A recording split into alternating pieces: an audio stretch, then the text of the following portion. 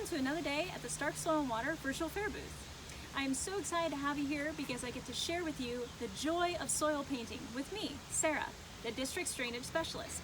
Now, what is soil, you may ask? Soil is alive. It is full of bacteria and invertebrates that are breaking down and decaying organic matter. But when we remove soil, then it's what we call dirt. It's non-living, and it's what you find on your shoes and on your pant legs. But for the sake of our activity today, we're just going to call it soil. Now, paint itself is actually composed of basically three elements. You have pigments, which we're going to pull from our soils.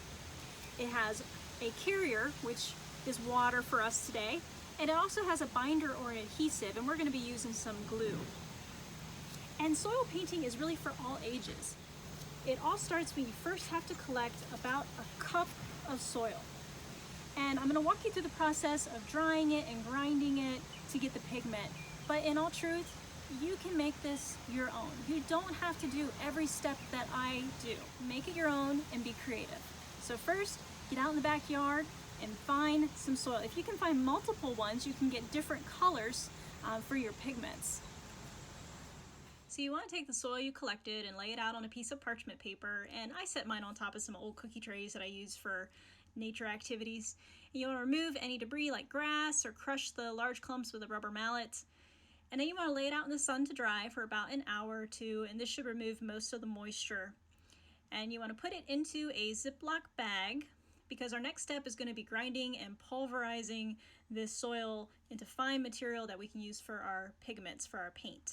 So you want to seal the top of the baggie, let all the air out of it, and you can crush this with a rubber mallet again, but my favorite tool is actually a rolling pin. So if anyone's watching this who I happen to give Christmas cookies to, don't worry, this is not for food use, it is nature activities only. Flip it a few times, give it some good rolls. And our next step is to use colanders to sieve it and get some of the larger material out of it. We just want the small, finer matter. And then we're going to put in some little containers.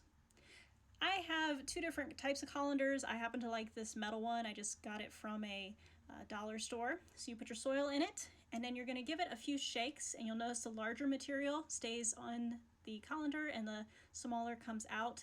The top material I just put back in the bag because I can grind that up again later if I want to use it. And then you'll take that dusty pigment into our container, and you want to seal up that container good. And then my next part is going to be labeling it, which is really fun because you can use color markers and little shapes, however you like, just give it a proper name. So our top one, our darker soil, I should say, is a topsoil, and then the lighter one was a clay. And now our pigments are ready for painting. Now we are ready to go ahead and mix our paints together. I use a very simple formula. I use a spoonful of the pigment, a spoonful of our carrier, which is water, and a spoonful of our binder adhesive, which is glue. Now, if you don't want to use glue or you don't have glue, that's okay. It actually turns out more like a watercolor paint. So I did a small sample earlier, and you can see it's very light colored. And the problem I have a little bit with the watercolor is it tends to smear since there's no binder sticking it to the paper. So I've already mixed up a few of these. Give it a good mix again. And the great thing about these paints is you can go ahead and put a cap on them and they're gonna last for several weeks. You just gotta stir them up or add a little bit more water, but they last a long time. Now, about painting on paper, you can use just a heavy kind of cardstock, paint paper, marker paper, but we have available on our website a downloadable and printable picture that I've made for you that emphasizes soil and our roots. We got a little worm and snail for our invertebrates, and it's all about rooting for healthy soil. So you're welcome to go ahead and print this out, or if you want to stop by our office and we can give you a couple printings of that. All right, so now we have our paints ready to go. I'm going to go ahead and paint one of our Root for Healthy Soil drawings.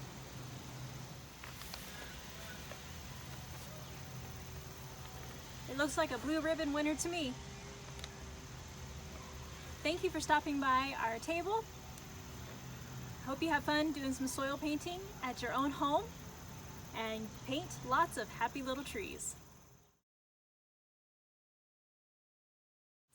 And I use a very simple formula. Yay! That what I've done is, I didn't like that at all.